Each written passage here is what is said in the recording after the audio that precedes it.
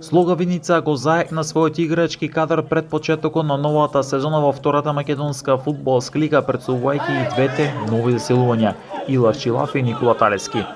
27-годишниот Чилафи пристигнал од редовите на Штипска Брегалница и важи за искусен играч кој во својата кариера настапувал за Бреера Струмица, Детонит Плачковица, Воска Спорт, Беса, Тетекс, Гостивар, за екипата на Шкендија, Струга Тримлум, Работнички и Вардар, носејќи богато прволигашко искуство во Виница. Покрај него, клубот се засили со 20-годишниот Никола Талески, кој доаѓа од Бреера Струмица. Во својата кариера Талески настапувал и за Победа и Беласица.